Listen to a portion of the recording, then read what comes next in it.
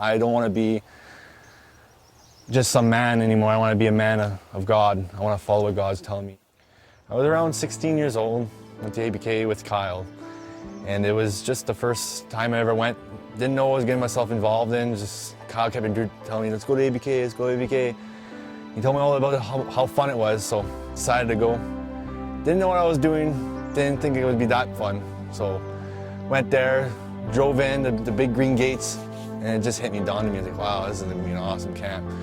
Started driving in and we started unpacking and everybody was so friendly. Everybody just, hey, how's it going? So started off like that. I was a little shy at the start. It just hit me, boom. I knew this is where I was supposed to be this summer.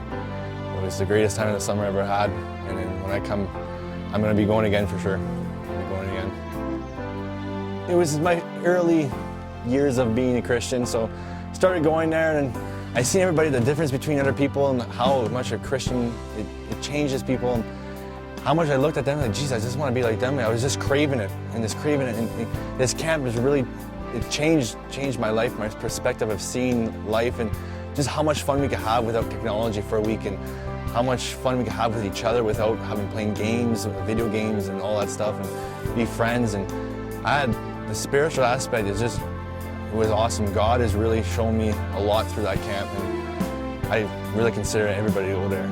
It's just an amazing camp. My parents started going to church and I looked and my mom started going to church first and I looked at her and she's like, you're a crazy woman, like as if you're doing this. Like I started really being suspicious. And my dad started going, that was a big change. And it's like, okay, I'm moving out of my house, this is too much.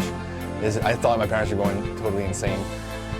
So from there, I just seen a change in the family and then, okay, well, I'll start going into this, start getting a little suspicious of what's going on because my dad started changing. My dad was the biggest, like, inspirational person I've ever met. So, and then just started going a bit and I just never clicked in with me. And then me and Andy, our pastor at church, slowly came with us at Tim Hortons.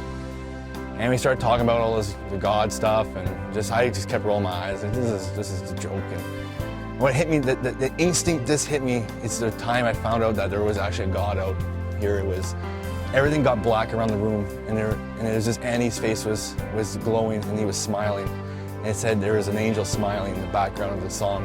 And I just started tearing up, and that's the first moment I realized there was something higher than mankind. Started getting involved with some friends from church, and that's where Kyle introduced me to Camp ABK, and he bugged me about going. So I went, and that's where it all started. When I first started going there, I was playing ultimate frisbee. That was my favorite sport used to be football. Then we started playing ultimate frisbee, and it's been my number one sport. But my favorite time about camp is being open with everybody. There's a really open connection with all the guys, and just the connection between us, the friendship, and between us and God, and between us and our friends is just amazing. So I'm learning 1 Peter right now, so it's 5 chapters, and it's a really long book. Well, not long book, but long for memorizing. I'm learning this book by heart to be able to go to Alert Academy, which is in Big Sandy, Texas. A spiritual academy, it's a natural disaster relief program. And really the only reason why I'm going here, well, the only reason I'm going here is because I'm a Christian, and I don't want to be just some man anymore. I want to be a man of God. I want to follow what God's telling me, and every time I don't follow him, I just get disappointed, and this is what he's been calling me to do. Jesus is to me now as my first best friend. He's always been there for me, even when I'm in the wrong. And I can hear him when I'm doing something wrong, and sometimes I don't listen, and I can feel it afterwards. He's like, I told you so. So it's just, even though sometimes I don't listen to him, I still consider him my best friend. My name is Brady. This is my story, and I give God all the glory.